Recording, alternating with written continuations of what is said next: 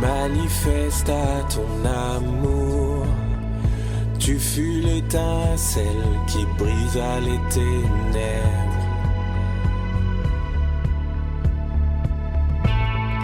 Là dans le silence, là dans ce mystère, tu manifestes à ton amour. Tu fus la voix qui m'appela à la vie.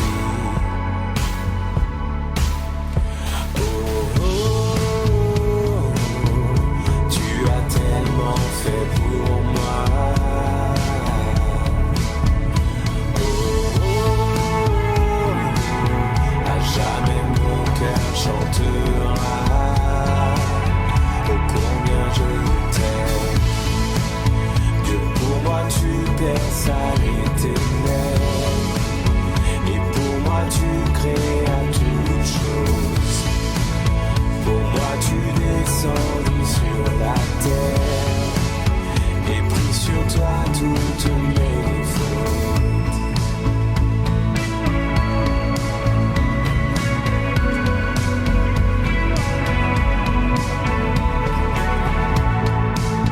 Aujourd'hui même dans mes galères. Bonjour à tous, on est vraiment content de vous retrouver ici, dans ce lieu. On est content de vous retrouver avec des nouvelles personnes. Regardez, ils sont tout beaux, ils sont tout frais. On va commencer ce temps par un chant qui s'appelle « Viens, ne tarde plus, adore ». Je crois qu'il veut tout dire. Donc « Viens, ne tarde plus, adore ». On va prier pour commencer. Seigneur, je te remercie d'être présent. Je te remercie parce que par ton esprit, tu viens toucher nos cœurs. Par ton esprit, tu viens nous révéler Jésus. Et je te prie de venir par ta présence dans les maisons. Je te prie de venir, Seigneur, nous toucher. Et on veut venir, on veut venir te rencontrer, on veut venir te chercher, on veut venir toucher ton cœur, on veut venir t'adorer, on veut venir te louer. Alors dès à présent, reçois nos louanges, Seigneur. Reçois nos cœurs. On vient devant toi et on vient t'adorer maintenant, Seigneur. Merci, tu es digne de tout. Tu es digne de tout. Tu es tellement grand, tu es tellement bon. Merci pour tout, Seigneur. Amen.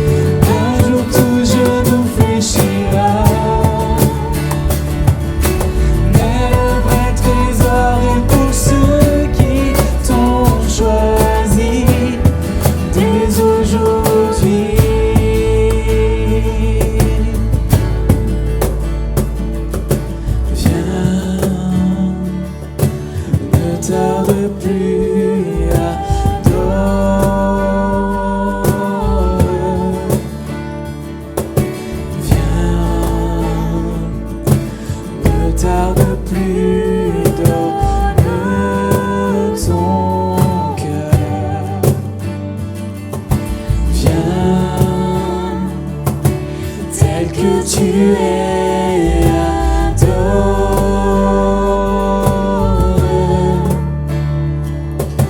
Viens tel que tu es devant ton Dieu. Viens.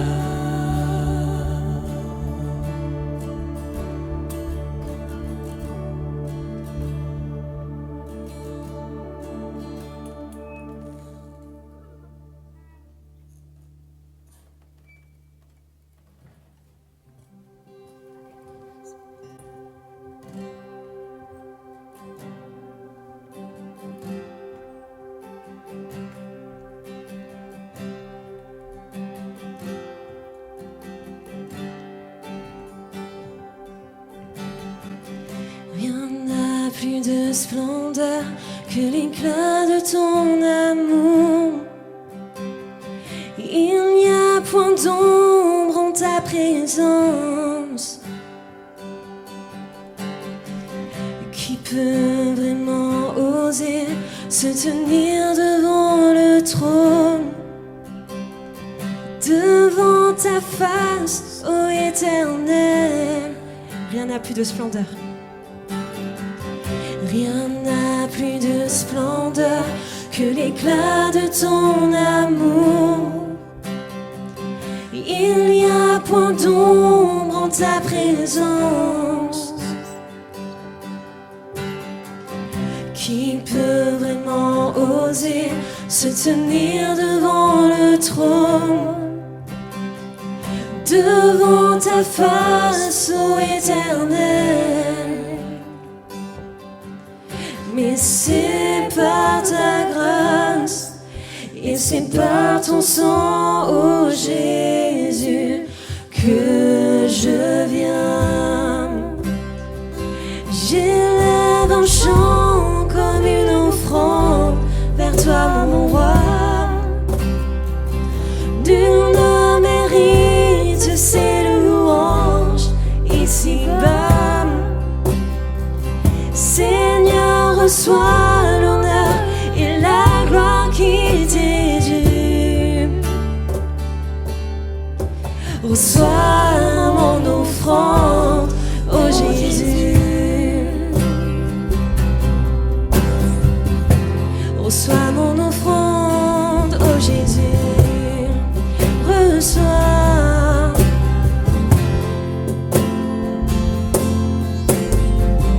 Rien n'a plus de splendeur que l'éclat de ton amour.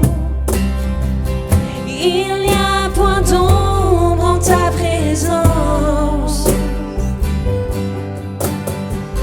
Qui peut vraiment oser se tenir devant le trône, devant ta face, ô Éternel? Mais c'est par ta grâce et c'est par ton sang, ô Jésus, que je viens. J'élève un chant comme une offrande vers toi, mon roi. Nul ne mérite ces louanges ici-bas. Seigneur, reçois l'honneur et la gloire qui t'est due. Reçois mon offrande, ô Jésus. Reçois mon offrande, ô Jésus.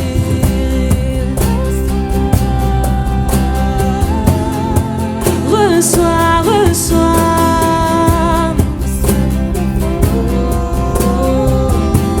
Reçois mon offrande, ô Jésus. Oui, reçois.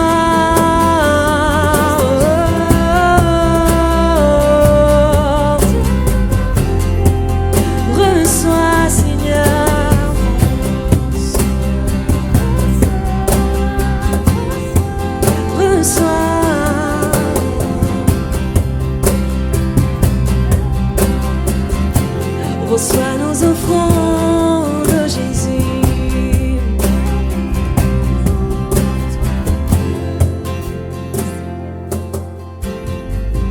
J'élève un chant comme une offrande vers toi, mon roi.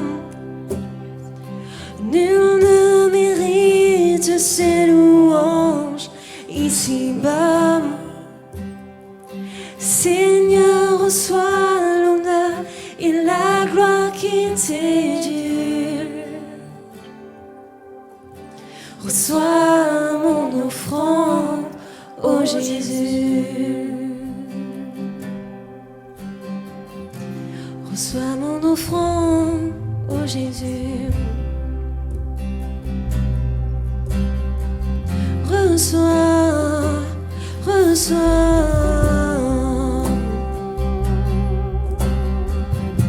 Reçois mon amour, mon Jésus. Reçois, reçois.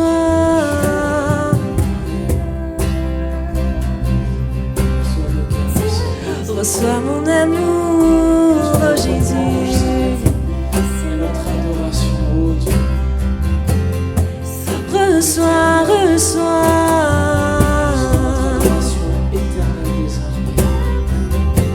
Reçois mon amour, oh Jésus.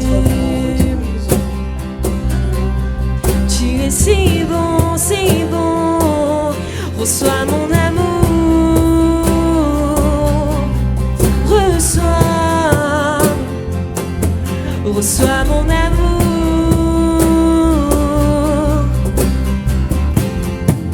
Reçois.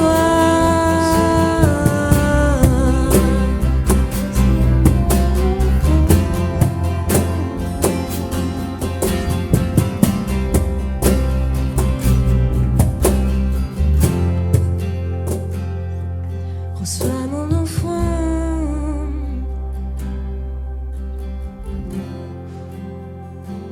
Reçois mon offrande.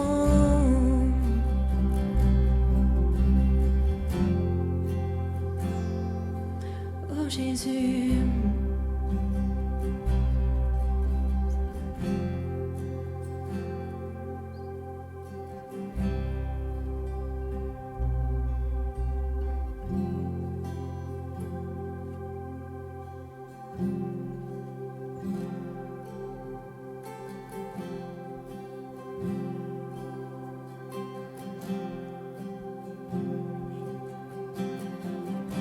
Tu étais là dès la création, Fils unique du Dieu très haut. Les mystères de ta gloire révélés en toi, Christ notre Seigneur. Oh, ce nom est si merveilleux, oh, ce nom est si merveilleux, le nom de Jésus-Christ, mon roi. Oh, ce nom est si merveilleux, sa beauté sans pareil. Oh, ce nom est si merveilleux, le nom de Jésus.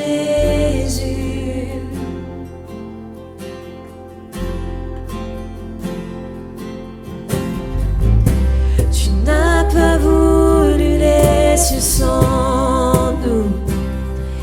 Alors Jésus, tu es venu.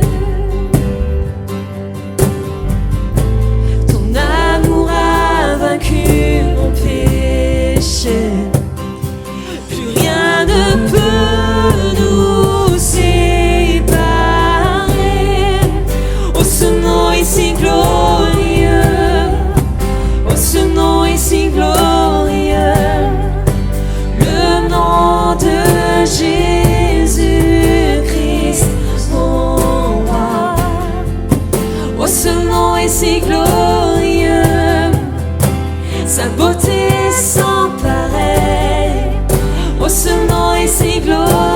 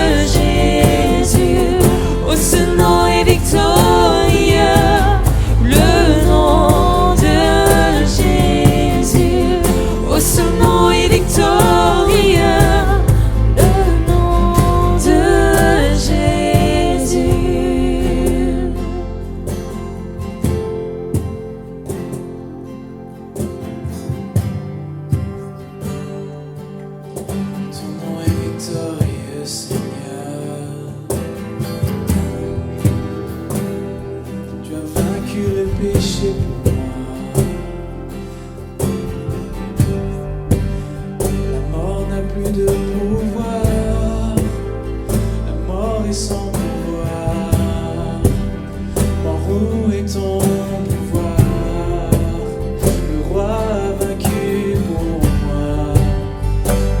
Mort, tu n'as plus de pouvoir. Le péché est sans puissance, le péché est sans puissance, le péché est sans puissance. Péché, tu n'as plus de puissance, car Jésus t'a vaincu.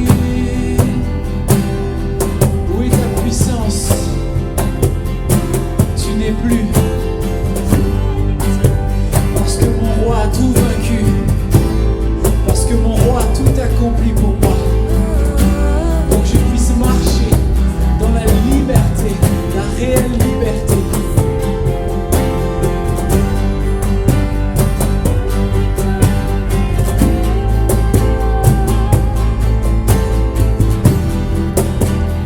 La terre a tremblé, le voile s'est déchiré, désarmant la mort et le péché.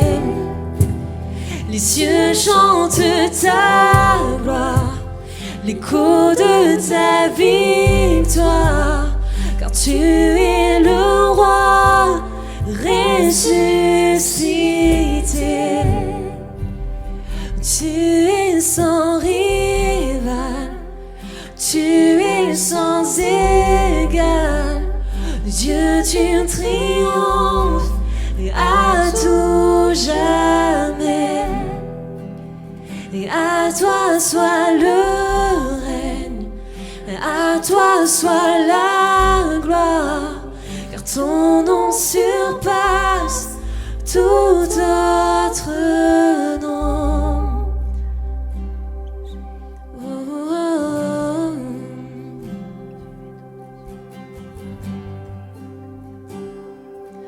Oh,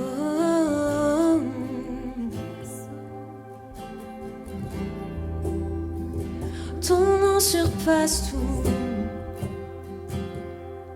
Oh, oh, oh.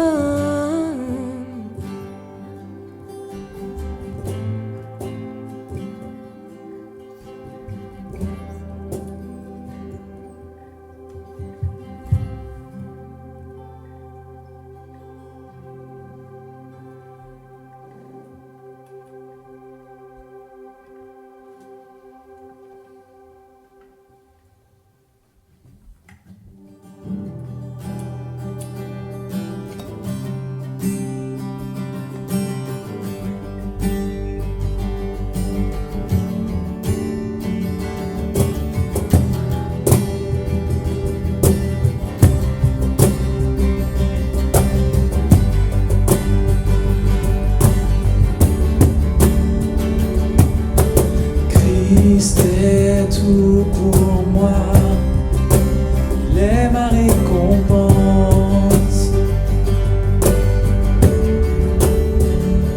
car il n'y a rien dans ce monde qui puisse me satisfaire.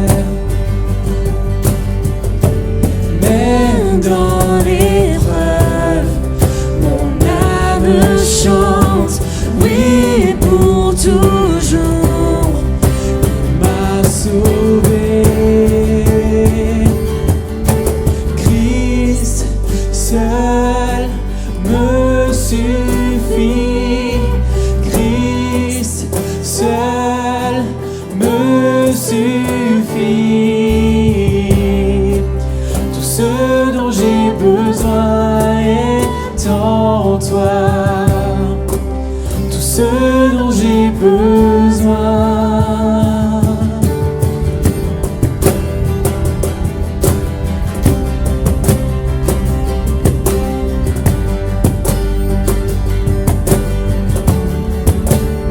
Christ est mon Seigneur, Christ est mon Seigneur, la joie de mon salut.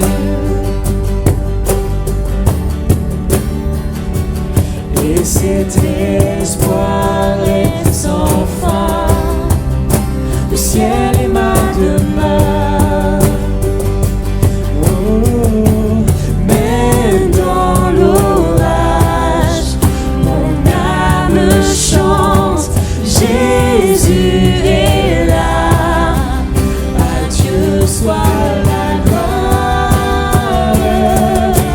Christ seul me suffit. Christ seul me suffit. Tout ce dont j'ai besoin est en toi. Tout ce dont j'ai besoin. Christ seul. Christ seul me suffit. Christ seul me suffit. Tout ce dont j'ai besoin est en toi. Tout ce dont j'ai besoin.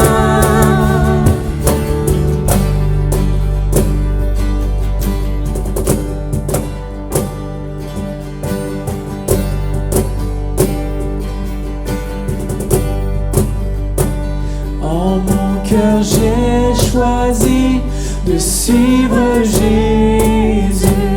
Oui, pour toujours. Oui, pour toujours. En mon cœur j'ai choisi de suivre Jésus. Oui, pour toujours. Oui, pour toujours. La croix devant moi, le monde derrière moi. Oui, pour toujours. Oui, pour toujours. La croix devant moi, le monde derrière moi. Oui, pour toujours. Oui, pour toujours.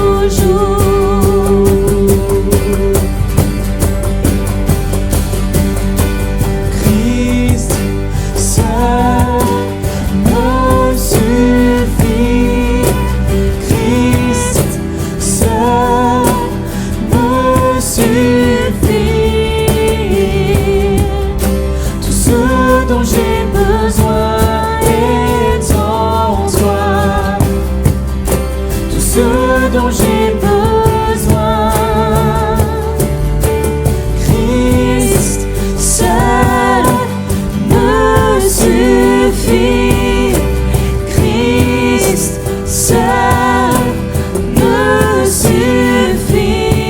suffit.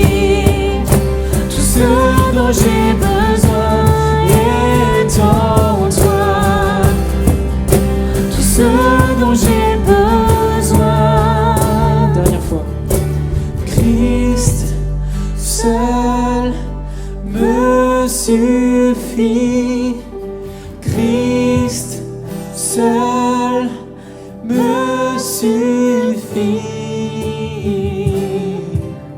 Tout ce dont j'ai besoin est en toi. Tout ce dont j'ai besoin.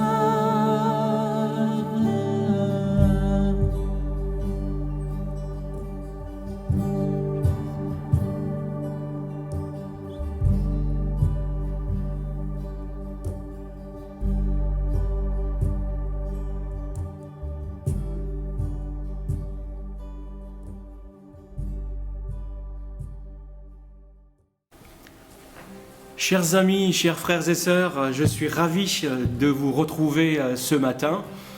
Et comme vous avez pu le voir, nous sommes dans un autre cadre, un cadre qui vous est certainement familier, un cadre qui doit réjouir notre cœur, déjà le fait de pouvoir nous rappeler, nous souvenir de certaines choses.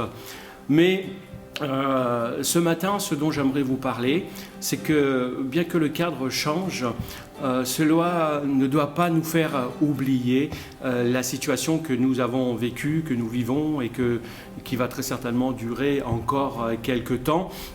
c'est que cette situation que nous avons vécue, cette crise, mon plus grand désir, ma prière, c'est que tout être humain puisse se rendre compte, à travers tout ce qui s'est passé, ce qu'est l'essentiel. Et je pense que tout le monde serait d'accord pour dire que l'essentiel, ce sont bien les relations entre les êtres humains. Parce que là, dans un temps où l'on a été coupés les uns avec les autres, nous avons pu communiquer à travers des technologies, mais le contact physique, c'est quelque chose d'aussi important. Donc les relations sont quelque chose d'important. Et Jésus, lui aussi, il nous en parle. Mais avant de voir ce que Jésus nous apprend, je vous invite à prier ensemble. Seigneur, je veux te remercier pour ce temps que tu nous donnes de pouvoir mettre à part pour te louer, pour t'exalter, pour être unis autour des psaumes, des cantiques et autour de ta parole qui nous fortifie. Mais tu nous donnes ton esprit, Seigneur, afin que nous puissions comprendre ta parole, la vivre et qu'elle prenne vie en nous, que nous puissions la mettre en pratique et aussi la partager autour de nous. Merci parce que ce que tu es venu faire, c'est vraiment un changement profond et radical dans nos vies. Alors aide-nous à vivre en fonction de cet appel et de notre nouvelle nature. Merci Seigneur. Amen. Alors avant d'aller plus loin, je vais vous lire un passage que très certainement bon nombre de chrétiens connaissent pour avoir entendu parler du sermon sur la montagne. Nous allons lire dans le chapitre 7, les versets 1 à 12, que je commenterai par la suite, à partir du verset 1. « Ne condamnez pas les uns les autres pour ne pas être vous-même condamnés, car vous serez condamnés vous-même de la manière dont vous aurez condamné autrui. Et on vous appliquera la mesure dont vous se serez servi pour mesurer les autres. Pourquoi vois-tu les grains de sciure dans l'œil de ton frère, alors que tu ne remarques pas la poutre qui est dans le tien ? Et comment oses-tu dire à ton frère, « Laisse-moi enlever cette sciure de ton œil, alors qu'il y a une poutre dans le tien ?» Hypocrite, commence donc à retirer la poutre de ton œil. Alors tu y verras assez clair pour ôter la sciure de l'œil de ton frère. Gardez-vous de donner aux chiens ce qui est sacré, et ne jetez pas vos perles devant les porcs, de peur qu'ils piétinent vos perles et que les chiens se retournent contre vous pour vous déchirer. Demandez et vous recevrez, cherchez et vous trouverez, frappez et l'on vous ouvrira. Car celui qui demande reçoit, celui qui cherche trouve, et l'on ouvre à celui qui frappe. Qui de vous donnera un caillou à son fils quand celui-ci demande du pain ? Ou bien, s'il lui demande un poisson, lui donnera-t-il un serpent ? Si donc, tout mauvais que vous êtes, vous savez donner de bonnes choses à vos enfants, à combien plus forte raison votre Père Céleste donnera-t-il de bonnes choses à ceux qui les lui demandent ? Faites pour les autres tout ce que vous voudriez qu'ils fassent pour vous, car c'est là tout l'enseignement de la loi et les prophètes. Ce texte que nous venons de lire donc, correspond aux dernières recommandations de Jésus dans le sermon sur la montagne. Dans le sermon sur la montagne se trouve dans les chapitres 5 à 7 de Matthieu. Ce message, comme tout le reste, d'ailleurs tout le reste du discours, nous décrit la nouveauté de la vie chrétienne, la nouveauté de ceux qui font partie du royaume de Jésus-Christ, les citoyens du royaume de Dieu. Et ce message, il est fondamentalement différent, il est radicalement nouveau pour ceux qui l'entendent. Et lorsque je parle de radical, cela ne veut pas dire extrémiste, cela veut simplement dire qui touche à la racine. Ça veut dire que c'est quelque chose qui agit sur les causes profondes pour faire modifier des effets derrière. Donc Dieu, lui, lorsqu'il agit, lorsqu'il intervient dans notre vie, lorsqu'il accomplit quelque chose, et cela se situe à la racine, dans le cœur même de l'être humain. Parce que tout ce qui prend vie, tout ce qui prend corps, tout ce qui prend place dans une vie, dans l'existence, commence d'abord dans le cœur de l'être humain. Alors que les religions vont appeler les gens à une bonne morale, à avoir un bon comportement, Jésus, lui, il va enseigner la bonne nouvelle, une bonne nouvelle qui va transformer un cœur mauvais, un cœur pécheur en un cœur aimant, un cœur compatissant, un cœur qui est régénéré par le Saint-Esprit. Et dans les béatitudes, tout au début de ce sermon sur la montagne, les 9 heureux que Jésus va parler, on voit que celui qui s'est repenti, celui qui a donné sa vie à Jésus, celui qui a été pardonné de ses péchés, qui a placé sa confiance en Dieu, reçoit un nouveau cœur. Il reçoit une nouvelle nature. Et ce nouveau cœur va lui donner un nouveau caractère, va apporter un nouveau caractère. Et ce nouveau caractère va normalement produire et apporter un nouveau comportement. Mais ce nouveau comportement, il ne vient pas du jour au lendemain. Ce n'est pas quelque chose qui vient tout de suite. Il y a une transformation. Et ça se transforme, cette transformation se produit dans une communion continuelle avec Dieu, avec Jésus, avec le Saint-Esprit. Et c'est cette communion, c'est à travers cette communion que nous pouvons naviguer à travers les différentes voies, les différentes difficultés, les problèmes de la réalité que nous rencontrons au quotidien, et ainsi continuer à travers notre vie à glorifier Dieu, alors qu'autour de nous, il y a de l'incertitude, il y a de l'inquiétude, il y a des gens qui perdent toute espérance. Et on voit bien aussi que malgré cette situation, le monde essaye de nous influencer sur ses propres valeurs. Le monde essaye de faire en sorte que ces valeurs prennent la première place dans notre cœur. Et c'est ce que Jésus va aussi dire. Il va parler d'un certain matérialisme. Il va parler de l'argent, il va parler du succès, il va parler du pouvoir. Et il va démontrer que finalement ces valeurs-là conduisent à de grandes inquiétudes. Mais lorsqu'on place notre confiance en Dieu, il y a une paix qui surpasse toute intelligence, une paix que l'on ne peut même pas expliquer avec des mots et déposer dans notre cœur. Et ça, c'est quelque chose de concret. Ça, c'est ce que Jésus a dit. Mais maintenant, dans le passage que nous avons lu, Jésus va aller plus loin. Et une des erreurs que l'on pourrait faire, une erreur d'interprétation avec ces passages de Matthieu 5, 7, c'est de voir les différents passages dont Jésus parle et de les traiter de façon indépendante.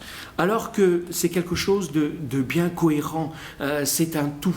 Lorsqu'on les prend ensemble, on s'aperçoit qu'il y a une cohérence, il y a une logique, il y a une pertinence.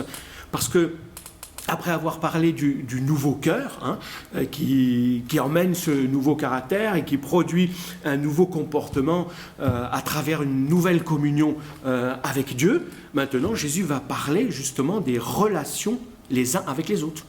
Premièrement, il a parlé des relations avec Dieu, maintenant il va parler des relations les uns avec les autres. Et je pense que vous serez tous d'accord avec moi pour dire que le plus grand problème de la vie chrétienne, elle vient toujours des autres. Ça, nous l'avons tous au moins reconnu et expérimenté une fois. Parce que lorsqu'on parle des relations chrétiennes, il y a un problème dedans, dans la relation chrétienne. Et bien souvent, on pense que le problème, dans le terme relation chrétienne, il vient du chrétien. En fait, dans la relation chrétienne, le problème ne vient pas du chrétien, il vient de la relation. C'est la relation qui est un défi pour nous. Donc, ce que Jésus va dire là ici, c'est si tu veux être chrétien, ça devrait logiquement impacter et transformer tes relations, les uns avec les autres.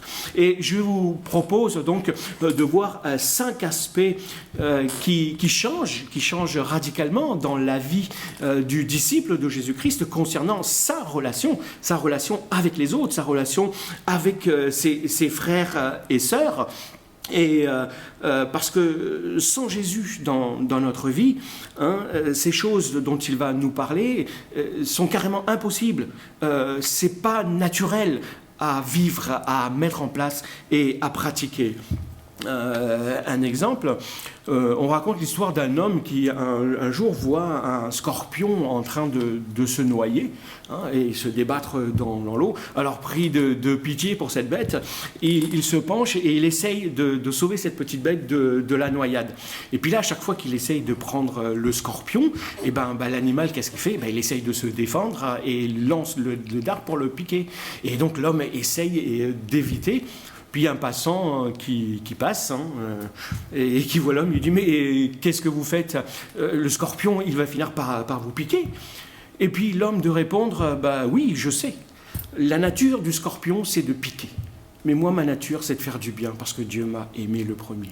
Alors, est-ce que je dois changer ma nature, moi?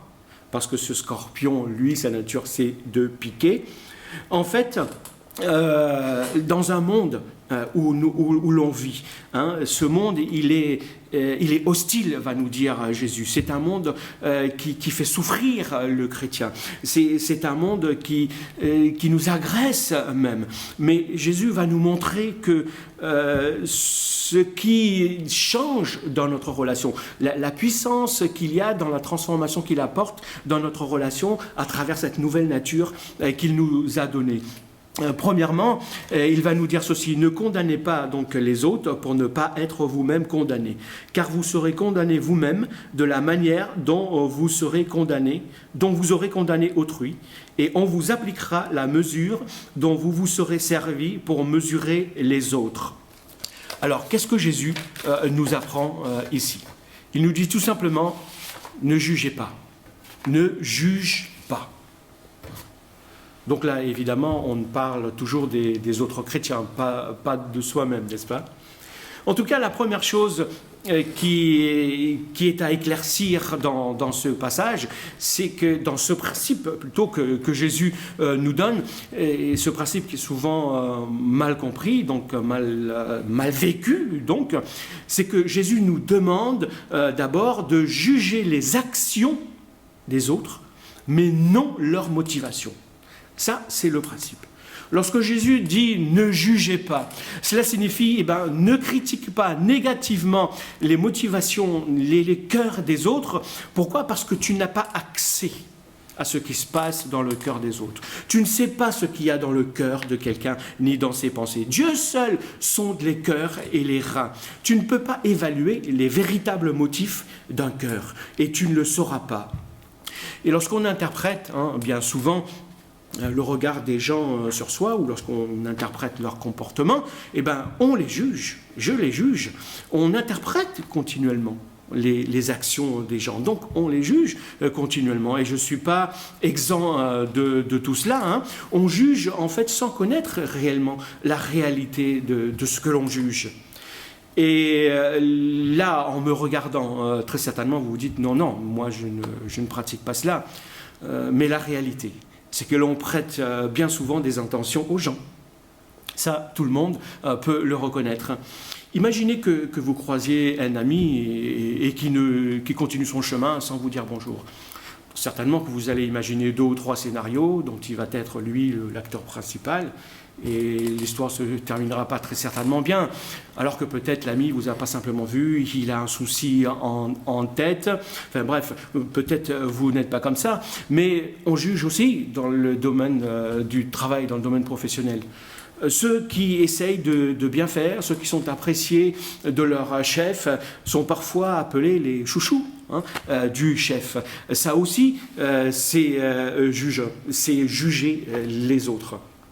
Et puis sur la route, que ce soit moi ou n'importe qui, lorsque quelqu'un vous coupe la priorité ou vous fait une queue de poisson, bien souvent vous prenez ça comme une agression personnelle. Je prends ça comme une agression personnelle et je me mets à grogner contre cette personne sans connaître sa motivation. Donc je juge cette personne et ça c'est mal. Je présume de ses motivations. Cette personne peut-être ne m'a pas vu, ne sait même pas qui je suis. Elle est peut-être prise parce qu'il y a peut-être une urgence pour cette personne. En fait, Jésus dit « ne juge pas, ne présume pas de ce qu'il y a dans le cœur de quelqu'un parce que tu ne peux pas le savoir. » Mais voilà que bien souvent les gens et les chrétiens utilisent ce passage pour justifier leur mauvais comportement, disons-le, en proclamant « mais tu n'as pas le droit de me juger ».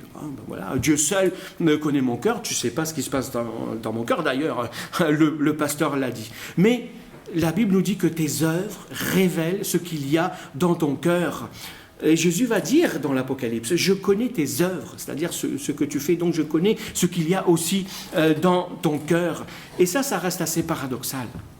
C'est vrai que c'est difficile à saisir, parce que Jésus va dire, ne jugez pas, mais c'est Jésus lui-même qui va nous dire de juger de façon à ne pas être des hypocrites. En fait, ne jugez point, mais certaines personnes, Jésus va lui-même les juger d'hypocrites. On me dit parfois que je suis assez dur dans certaines choses, mais lorsque j'écoute Jésus, là, je dis que là, c'est vraiment le top. Lorsqu'il parlait à certains religieux qui se comportaient pas très bien, il leur disait que leur comportement était un comportement comme des païens, des gens qui n'ont pas Dieu. Ils les ont traités, ils leur ont dit qu'ils étaient comme des cochons ou comme des chiens. Et Jésus va dire même d'eux qu'ils sont des sépulcres blanchis. C'est pas forcément sympa, mais qu'est-ce que Jésus veut dire? Juger, ne pas juger. Il commande de ne pas juger, mais ailleurs il va nous dire ne jugez pas selon les apparences, mais que votre jugement soit juste.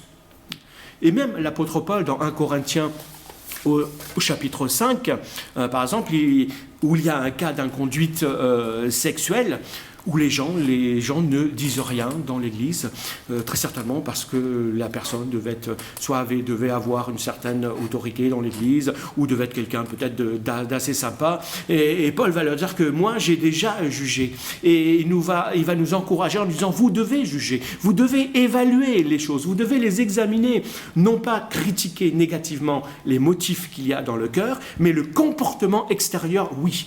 Les chrétiens doivent évaluer objectivement les actions manifestes, les faits extérieurs.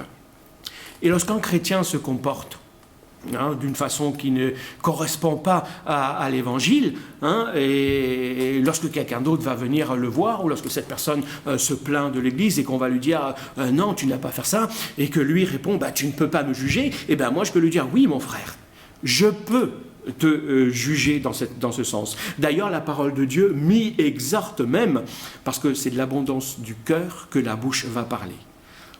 Vous avez déjà très certainement entendu dans des conflits, ou même vous-même, à la suite d'une parole blessante qui est sortie de cette façon, vous dire non, c'est pas ce que j'ai voulu dire. Mais si, c'est exactement ce que tu as voulu dire, mais tu voulais pas que ça s'entende.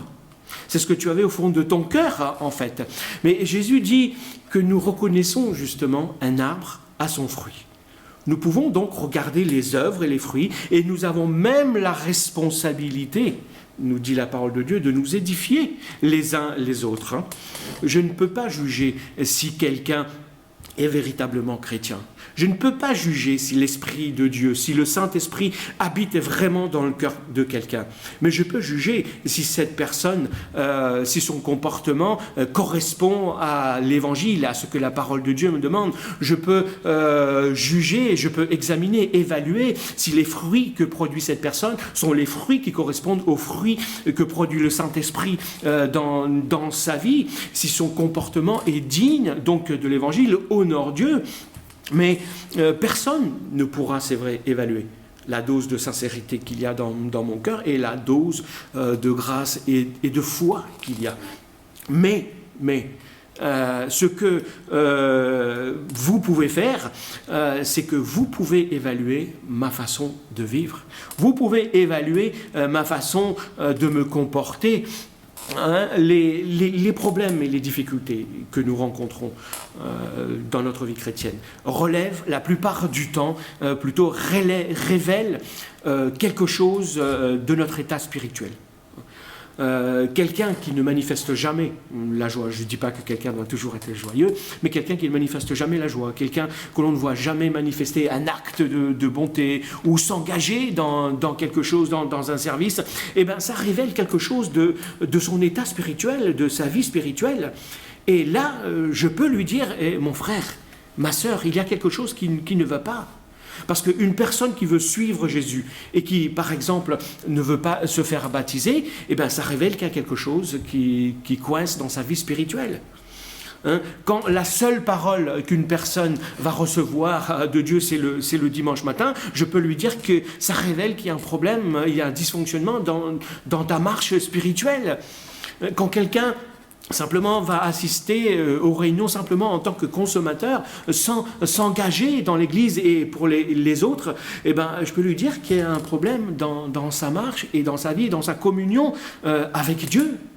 Si quelqu'un déclare toute sa foi et crie, fait des belles louanges, mais qu'on ne voit pas manifester d'actes d'amour à l'égard des autres, je peux lui dire qu'il y a quelque chose qui ne va pas dans sa vie. Hein. Parce que si quelqu'un aime Dieu, si quelqu'un aime Jésus, si quelqu'un suit Jésus, qui a reçu la vie de Jésus en lui, il aimera aussi être là où est présent Jésus de façon toute particulière dans nos rassemblements. Et la Bible nous dit même que nous pouvons et que nous devons examiner les actions des uns et des autres, mais nous n'avons pas le droit de juger ce qu'il y a au fond de leur cœur, parce que nous ne connaissons pas les circonstances que ces personnes peuvent vivre. Parce que Jésus a dit, c'est dans la mesure, c'est avec les mêmes paroles que tu vas juger les autres, que toi-même tu seras jugé. Hein? C'est-à-dire que ton comportement va révéler qui tu es. Hein, on dit souvent que celui qui juge révèle plus sur lui-même que sur la personne qu'il est en train de juger. Donc quand je juge les gens, en fait, je me mets à la place de Dieu. Je vole sa place. Et j'oublie qui je suis. J'oublie d'où je viens. J'oublie que j'étais un pécheur, un coupable. Et j'oublie que j'ai été restauré, que j'ai été pardonné. Et parce que la Bible me dit que celui qui a été beaucoup pardonné, eh ben, il manifestera aussi beaucoup de pardon. Celui qui réalise la grâce de Dieu à son égard, pour lui-même, la grâce que Dieu a faite pour lui, eh ben, il ne manquera pas de manifester cette même grâce envers les autres. Vous savez pourquoi est-ce qu'on critique les autres ? Eh bien, tout simplement parce qu'on aime ça. Ben oui. Vous savez, on change, bien sûr, hein, mais lorsque j'apporte une petite histoire qui n'a l'air de rien, en fait, hein, que j'ai entendu entre deux frères qui parlaient, deux sœurs, etc., j'ai comme un petit contentement parfois dans la chair. Hein. J'ai juste entendu quelque chose hein, que je rapporte, je ne juge pas, hein, je constate, mais je ne sais pas si vous avez déjà vécu ça, vous ressentez comme une jouissance du péché qui est là dans votre cœur. Hein, mais ça, c'est mal. Oui, je l'ai déjà vécu, ça. Et ça, c'est mal. Je vais vous expliquer un peu comment fonctionne le jugement, le mécanisme du jugement. Parce que fondamentalement, très, très simplement, hein, c'est que je sais que je suis coupable. Hein, je sais que je suis coupable devant Dieu, je suis imparfait, je ne suis pas à la hauteur, mais j'oublie la grâce de Dieu à mon égard. Alors donc, quand je regarde les péchés des autres, donc je suis rassuré moi-même parce que je me dis que finalement, je ne suis pas si mal que ça. Ça me donne l'impression d'être quelqu'un de bien, en fait, d'être une bonne personne. Ça, c'est la mécanique du jugement. C'est une mécanique qui est satanique et qui ne vient pas de Dieu. C'est quelque chose qui est charnel, qui est ancré en nous. C'est pourquoi Jésus va dire, si tu critiques constamment les péchés des autres, alors remets-toi en question, remets l'état de ton cœur en question, parce que personne n'est parfait. Mais Jésus dit que si tu as reçu sa nature, si tu as reçu sa grâce, et tu seras porté toi-même à faire grâce aux autres. Et ensuite, Jésus va continuer et il va illustrer ce qu'il vient de dire dans les versets 3 à 7, mon deuxième point. Donc ce premier point, c'est ne juge pas les motivations du cœur des autres, mais tu peux évaluer leur comportement. Deuxièmement, Verset 3. Pourquoi vois-tu les grains de sciure dans l'œil de ton frère? Certaines traductions disent la paille qui est dans l'œil de ton frère, alors que tu ne remarques pas la poutre qui est dans le tien. Comment oses-tu dire à ton frère, laisse-moi enlever cette sciure de ton œil, alors qu'il y a une poutre dans le tien? Hypocrite. Commence donc par retirer la poutre de ton œil, alors tu y verras assez clair pour ôter la sciure de l'œil de ton frère. Deuxième chose qui change radicalement dans la relation du croyant, dans ses relations avec les autres, dans ce que Dieu accomplit dans la vie du chrétien, c'est que Jésus va dire, le chrétien, dans sa nouvelle relation, il doit arrêter d'être hypocrite. En fait, tu dois arrêter d'être hypocrite. Ce commandement, il est pour tout le monde, pour moi en premier. Jésus ne va pas dire « ne sois pas hypocrite », il va dire « arrête », parce qu'on l'est déjà. Parce que le péché qui nous habite nous conduit inévitablement à l'hypocrisie. Et la sanctification, c'est justement cette bataille continuelle, jour après jour, contre cette tendance naturelle qui nous habite. Parce qu'il n'y a personne, je ne crois pas qu'il existe quelqu'un, je pense qu'il n'y a personne qui puisse dire « je ne suis pas hypocrite ». La personne qui dit ça, c'est déjà le premier des hypocrites. Nous n'aimons pas qu'on nous dise ça. Nous n'aimons pas nous-mêmes nous le dire, mais c'est le cas. Et c'est quoi être hypocrite? Fondamentalement, c'est minimiser ses propres péchés et aggraver les péchés des autres. Vous avez remarqué que lorsque quelqu'un se met en colère, nous sommes plus prompts à dire que ce sont les œuvres de la chair, que ce sont que c'est la personne, que c'est sa mauvaise nature. Mais lorsque c'est nous qui nous mettons en colère, c'est une colère sainte, c'est une colère qui est dirigée par l'esprit. Lorsque la colère est la nôtre, elle est justifiée. Lorsque la colère est chez quelqu'un d'autre, manifestée par quelqu'un d'autre, c'est parfois même maléfique. Deux poids, deux mesures. C'est ça, l'hypocrisie. En fait, Jésus déclare que tout le monde a un grain dans son œil, a un grain de sciure, a une paille dans son œil. Tout le monde a des failles, tout le monde a des défauts, tout le monde fait des erreurs, si on veut être réaliste. Certains sont même offusqués de parfois des chamailleries et des disputes parfois qu'il peut y avoir dans l'Église, mais c'est une réalité et Jésus dit que nous avons tous de la paille, de la sciure dans nos yeux, même dans l'Église. Et là, c'est dans un contexte où il parle entre des relations fraternelles, frères et sœurs. Et ensuite, nous sommes vite, nous, à remarquer les défauts des autres plus que nos propres défauts à nous. La preuve, je vais vous demander de faire ce petit exercice. Pensez à un membre très proche, à quelqu'un de votre famille, et essayez de penser à 5 qualités de cette personne, très rapidement. C'est bon? Ça a été facile ou pas? Maintenant, pensez à 5 défauts de cette personne.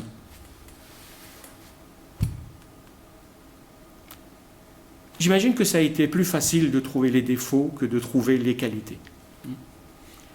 Maintenant, je vais vous demander de faire le test avec vous-même. Essayez d'énumérer 5 de vos qualités.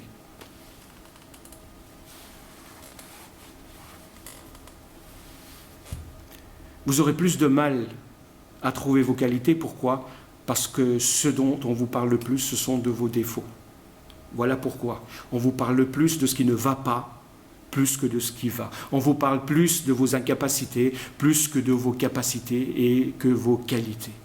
Jésus dit donc qu'un chrétien, c'est quelqu'un qui regarde d'abord la poutre qui est dans l'œil de qui?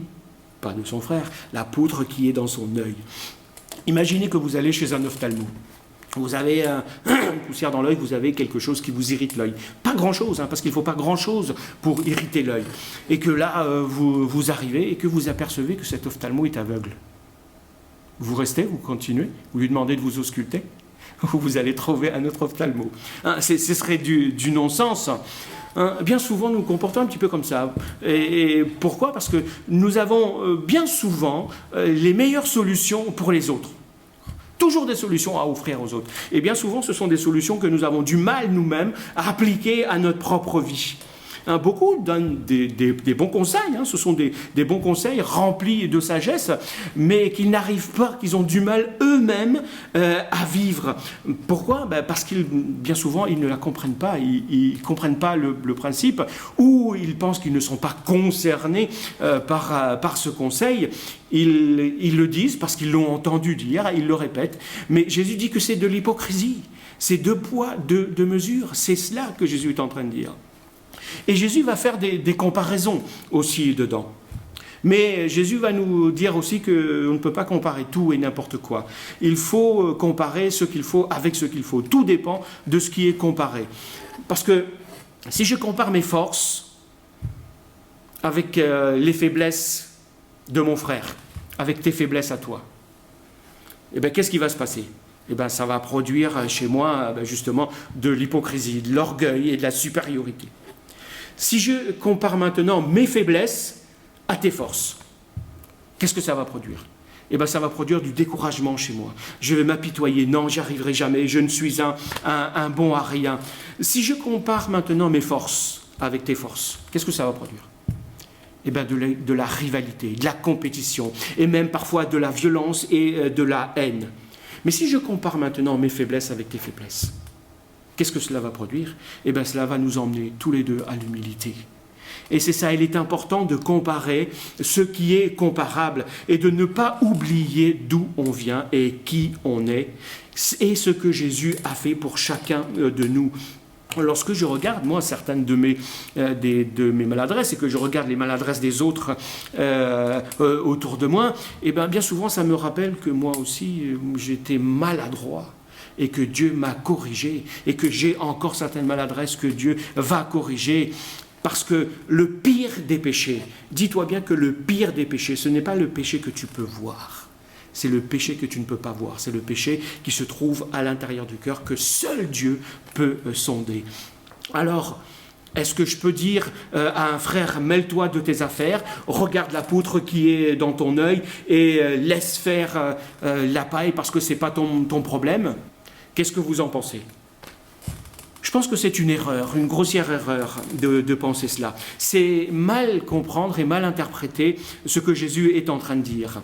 Qu'est-ce que Jésus dit? Jésus va dire, bon, hypocrite, arrête d'être hypocrite, ôte d'abord, premièrement, la poutre qui est dans ton œil, ensuite, tu pourras voir comment enlever la paille qui est dans l'œil de ton frère. Jésus ne te dit pas que tu ne dois pas enlever la paille de ton frère, parce que ce à quoi nous sommes appelés, c'est à l'édification du royaume de Dieu. Hein. Et ça, comment ça se produit, l'édification du royaume de Dieu? Eh bien, par l'édification de tes frères et de tes sœurs.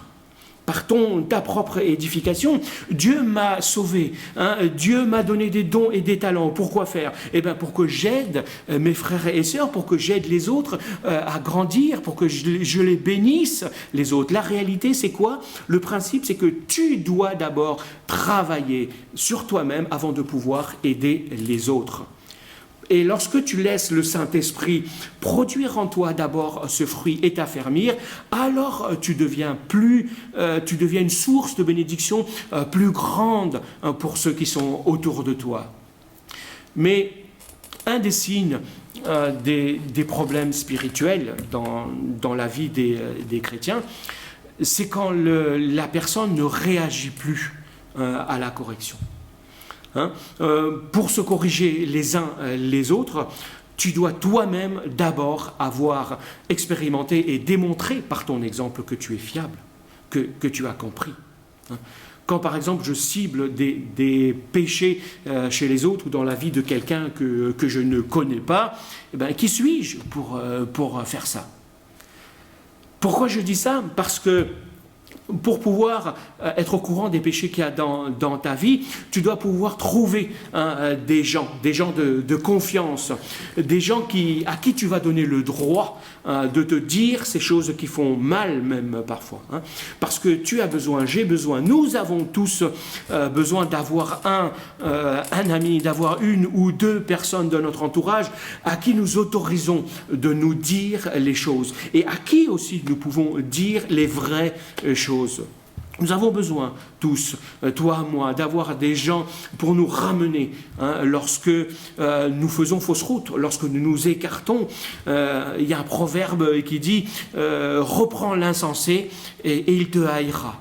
Reprends le sage et lui, il t'aimera. » Donc, le principe que Jésus est en train de dire, c'est un principe d'aide. Si je donne le droit aux gens de critiquer ma vie, de manière constructive, ou si plutôt je ne le fais pas, si je ne donne pas ce droit, la possibilité à quelques personnes de m'aider à construire ma vie à travers des remarques constructives, eh bien je sous-entends que je suis déjà parvenu à quelque chose. Je suis déjà arrivé. Donc, je dois, moi, permettre à quelques personnes de me dire les choses telles qu'elles sont en réalité, et à qui je dis aussi les choses que cette personne ne voit pas, et me dire les choses que je ne vois pas. Donc Jésus va continuer, troisièmement, il va dire ceci avec le verset 6, « Gardez-vous de donner aux chiens ce qui est sacré, et ne jetez pas vos paires devant les porcs, de peur qu'ils piétinent vos paires et que les chiens se retournent contre vous et vous déchirent. » Donc là, Jésus continue. Je vais d'abord résumer le principe que Jésus est en train d'expliquer, de dire, puis après je vais l'expliquer. Jésus va simplement dire, en fait, ne critiquez pas les autres brebis devant des cochons et des chiens. Qu'est-ce que ça veut dire ? Jésus a très certainement étudié les animaux, il les connaissait. Il les a utilisés comme image pour faire des analogies dans ses enseignements. Et il prend par exemple l'image de la brebis pour caractériser son troupeau. Mais pourquoi est-ce qu'il prend l'analogie de la brebis pour parler de nous ? Parce que le propre vraiment d'une brebis, c'est de suivre un berger. Sur ce point-là, la brebis est vraiment top. Ça, c'est ce que nous devons faire. Jésus dit donc que ce qui caractérise le chrétien à travers cette analogie, c'est qu'il suit un bon berger. C'est qu'il a une bonne chose. La bonne chose, c'est qu'il doit suivre son bon berger. Mais Jésus a fait aussi d'autres analogies à travers des animaux. Il va parler par exemple des boucs et des brebis pour parler de la différence qu'il y aura à la fin entre ceux qui rentreront dans le royaume de Dieu et ceux qui seront exclus du royaume de Dieu. Il va par exemple comparer Hérode à un renard pour dire qu'il est sournois. Jésus va même dire qu'il envoie à ses disciples parmi des loups pour dire que le monde dans lequel il nous envoie, c'est un monde dangereux, un monde hostile. Et il va aussi les mettre en garde en leur disant d'être comme des serpents, d'être prudents comme des serpents. C'est-à-dire de les exhorter à être prudents, d'être rusés comme des serpents, c'est-à-dire d'être prudents dans leurs actions. Donc, dans ce passage, Jésus va utiliser l'image du chien et du cochon. Pourquoi ? Parce que ces animaux étaient des animaux impurs. Donc tout simplement, qu'est-ce que Jésus va dire ? Jésus va dire, ne jette pas des choses pures, des choses précieuses devant des gens qui ne sont pas, des gens qui ne le sont pas, des gens qui ne sont pas purs. Pourquoi ? Parce qu'ils vont finir par se retourner contre toi et piétiner le témoignage chrétien. Donc le principe, il est simple, c'est que ne critique pas des chrétiens devant des gens qui ne le sont pas, devant des gens qui ne partagent pas ces mêmes valeurs. En fait, dans ce passage, nous sommes dans un contexte de relation. Jésus va continuer sur une cohérence, sur quelque chose d'assez logique. Il a commencé par dire « ne vous jugez pas ». Dans vos relations. Il va parler des relations fraternelles. Il va parler de la poutre qui est dans ton œil et de la paille qui est dans l'œil de ton frère. Il va en fait expliquer les relations fraternelles dans le royaume de Dieu.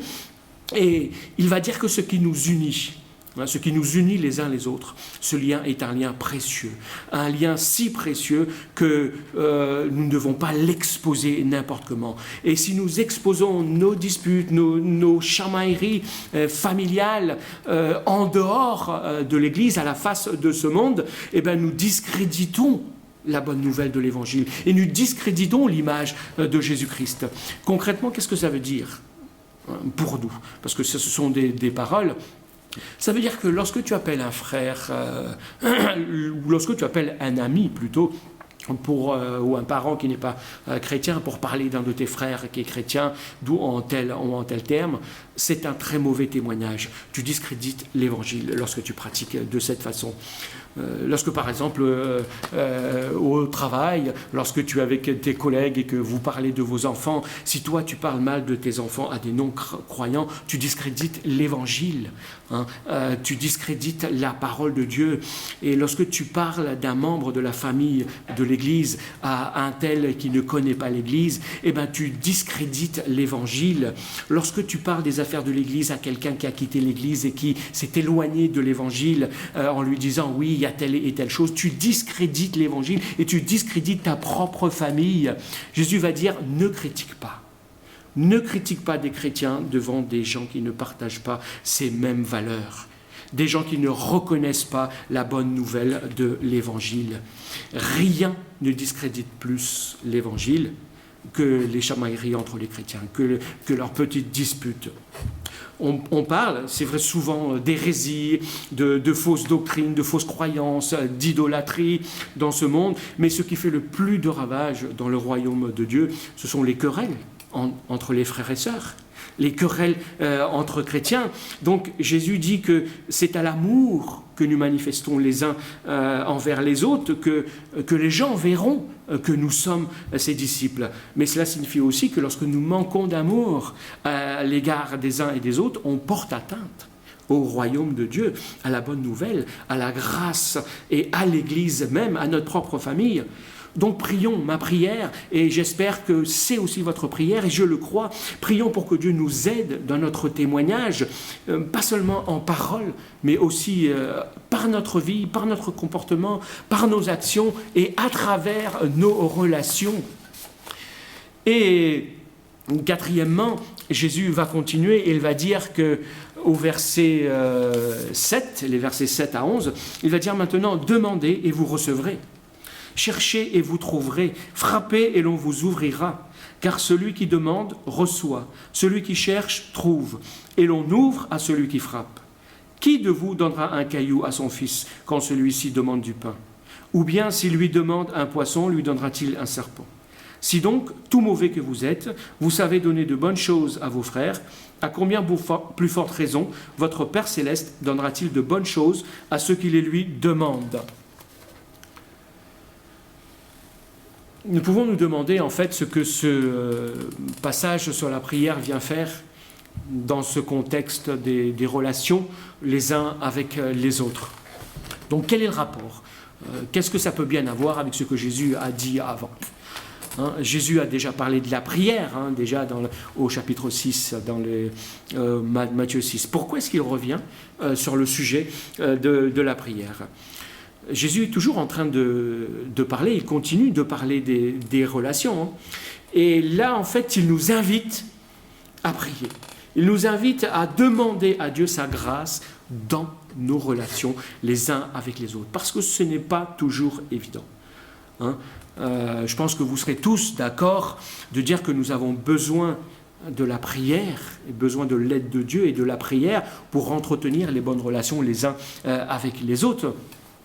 Parce que Jésus nous dit que dans toutes nos relations fraternelles, dans toutes nos disputes, nous ne devons pas oublier une chose. Nous ne devons pas oublier en fait qui est notre Père. Nous avons le même Père. Si Dieu est ton Père, si tu as Jésus-Christ dans ta vie, si le Saint-Esprit est dans ta vie, comme il est dans le mien, il est ton Père, il est mon Père. Cela devrait changer nos relations l'un avec l'autre. Je crois que Dieu influence nos relations les uns avec les autres lorsqu'il vient habiter en nous. Je crois aussi que ma relation avec Dieu influence ma relation en tant que père avec mes enfants, que ma relation avec Dieu en tant que père lui-même influence ma relation en tant qu'époux avec ma femme, qu'il influence ma relation avec mes frères et sœurs, qu'il influence la relation avec l'Église et avec mes voisins, mes amis, avec ceux qui sont autour de moi. Donc par nature, on dit que nous avons pour diable le Père. C'est le diable qui est notre Père. Mais lorsque nous sommes venus à Dieu et qu'il nous a fait son enfant, donc il nous a adoptés, nous avons l'esprit d'adoption qui est en nous. Cela signifie que notre manière de vivre et notre comportement change à l'image de Dieu. Donc lorsque quelqu'un t'a offensé, lorsque quelqu'un t'a fait du mal, ou lorsque tu as envie de juger quelqu'un ou de critiquer quelqu'un, ou lorsque tu retiens le pardon, rappelle-toi juste une chose. Je prie pour que le Saint-Esprit te rappelle une chose dans ces moments-là. Qui est ton Père ? Et à ce moment-là, les choses devraient changer dans ton cœur vis-à-vis de ton frère. Parce que si nous passons plus de temps à prier qu'à nous plaindre ou à critiquer pour quelqu'un, et même pour nous-mêmes ou pour des autres, je pense que le réveil se produira. Plus Dieu manifestera davantage sa puissance et sa gloire, d'abord dans ma propre vie, dans ta propre vie, et après dans l'Église, dans ta famille, dans l'entourage. Donc prie et prie encore pour toi et pour ta relation avec les autres, parce que rien n'influencera plus et autant ta relation avec les autres que la prière. Donc, dans ce contexte-là, Jésus dit que, c'est ce qu'il vient de dire, que Jésus dit que le Père sait donner des bonnes choses. Les pères humains savent donner des bonnes choses à leurs enfants. Soyons réalistes dans ce que Jésus nous demande là, d'être sympa avec les autres, ou plutôt d'être aimable, d'être serviable, d'être centré sur les autres, c'est ce qu'il nous demande. Avouons que ce n'est pas quelque chose de naturel chez nous, que l'on a besoin d'aide pour pouvoir y arriver. En tout cas, chez moi, ce n'est pas le cas, ce n'est pas naturel. Je ne sais pas pour vous, mais j'ai besoin d'aide pour y arriver. Et donc nous avons tous besoin, j'ai besoin de la grâce de Dieu. Il y a certaines choses qui sont peut-être naturelles pour certaines personnes, mais je crois que seule la grâce de Dieu peut nous conduire à faire des choses surnaturelles, comme parler. Lorsque je parle et qu'il y ait vraiment l'esprit à l'intérieur, lorsque j'aime aimer, qu'il n'y ait pas simplement des gestes, mais qu'il y ait l'amour de Dieu qui soit transmis, lorsque je sers, que ça ne soit pas simplement des actions que je fais à l'égard des autres, mais que ce soit vraiment l'amour de Dieu et l'édification qui soit apportée dans mes actions, que ce soit des choses spirituelles qui soient produites. Voilà ce que Dieu dit, parce que cette chose-là, nous en avons besoin, ce n'est pas naturel, nous avons besoin de prier pour que nos relations les uns les autres s'affermissent. Et Jésus va terminer avec ce 5e point, il va nous dire ceci: faites pour les autres tout ce que vous voudriez qu'ils fassent pour vous, car c'est là tout l'enseignement de la loi et des prophètes. Donc Jésus va dire cinquièmement, ce 5e principe dans cette transformation radicale des relations des chrétiens entre eux, des relations entre frères, Jésus en fait va résumer tout ce qu'il vient de dire. Il va dire en fait: traite les autres comme tu voudrais qu'on te traite. Tout simplement. Tout ce que tu voudrais que les autres fassent pour toi, alors fais-le également pour les autres. Ça, c'est l'enseignement de la loi et des prophètes, va dire Jésus. En fait, toute la parole de Dieu, l'Ancien Testament et le Nouveau Testament, se résument à 2 choses. Aime Dieu, avoir la relation avec Dieu, c'est ce que Jésus a dit avant, et dans notre relation les uns avec les autres, c'est traite les autres comme tu voudrais être traité, tout simplement. Ces 2 choses-là résument tout ce que Dieu attend de nous. Aimer Dieu et aimer les autres. Avoir une relation avec Dieu et avoir une relation avec les autres. Et maintenant, voilà les questions que j'aimerais te poser pour terminer. Réfléchis bien sur ces questions. Ne donne pas de réponse vite. Tu es tout seul à réfléchir avec ces questions dans ton cœur. Est-ce que tu aimerais avoir quelqu'un à côté de toi, tel que tu es, pour t'encourager toi-même? Réfléchis. Est-ce que tu aimerais que ton époux ou ton épouse se comporte exactement comme toi tu te comportes à son égard? Réfléchis si tu dis oui, ce que cela implique, ou si tu dis non, ce que cela implique. Est-ce que tu aimerais que tes enfants se comportent à ton égard de la même façon dont toi tu t'es comporté à l'égard de tes parents? Réfléchis à tout cela. Et finalement, est-ce que si tu devais choisir quelqu'un pour t'accompagner dans ta marche avec Jésus en tant qu'ami, est-ce que tu te choisirais toi-même? C'est pas si évident que ça. Est-ce que tu choisirais quelqu'un comme toi? En fait, Jésus dit simplement, traite les autres comme tu voudrais toi-même être traité. Donc si tu veux que les gens t'aident, alors aide les autres. Tu veux que les gens t'aiment? Eh bien, aime les autres, tout simplement. Tu voudrais que les gens arrêtent de te critiquer, alors arrête de critiquer les autres.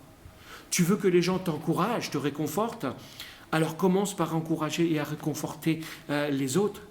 Tu veux être béni, alors commence par bénir les autres et à leur faire du bien. C'est vrai que nous sommes sauvés par grâce et non par les œuvres, mais il y a des lois spirituelles, comme je le répète souvent. Et il y a une loi spirituelle dans ce que je viens de dire aujourd'hui, c'est qu'on attire ce que l'on est à soi. C'est-à-dire on ressemble à ce que l'on adore.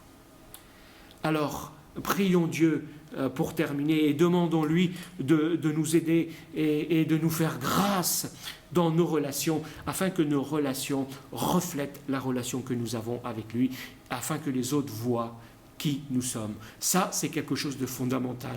Ça, c'est une leçon que cette crise m'a en tout cas apprise, c'est que l'essentiel, ce sont les relations, et que si nos relations ne changent pas de façon radicale, eh bien, nous ne montrerons pas qui nous sommes. Alors que Dieu te bénisse, qui que tu sois, je prie. Seigneur, merci, parce que nous étions loin de toi, nous n'étions plus en relation avec toi. Tu es venu vers nous, tu as pardonné nos péchés en Jésus-Christ, tu as payé le prix de notre condamnation, tu as effacé notre péché et tu nous as mis en relation avec toi en nous donnant un cœur nouveau, en nous donnant une vie nouvelle. Mais tu nous as aussi mis en relation les uns avec les autres, tous nos frères et sœurs, ceux qui font partie de la famille. Et ces choses ont changé en nous parce que nous avons une nouvelle nature. Alors Père, aide-nous chaque jour à nous laisser transformer par ton Saint-Esprit dans nos relations avec les autres, les uns avec les autres, afin que le monde voit qui nous sommes, afin que le monde voit qui tu es, afin que le monde voit que nous nous aimons les uns les autres, parce que toi, tu nous as aimés le premier. Alors Père, ces choses ne sont pas faciles, ne sont pas naturelles. Il y aura des réussites, il y aura des ratés, mais en toute chose, tu ne nous condamnes pas et tu nous aides par ton esprit. Alors nous voulons continuer à t'implorer à travers la prière et nous réjouir parce que tu es ce Dieu qui nous fait vivre des belles choses aussi à travers nos relations avec toi et nos relations avec les autres. Que ton nom soit glorifié. Amen. Je vous dis à bientôt. Que Dieu vous bénisse.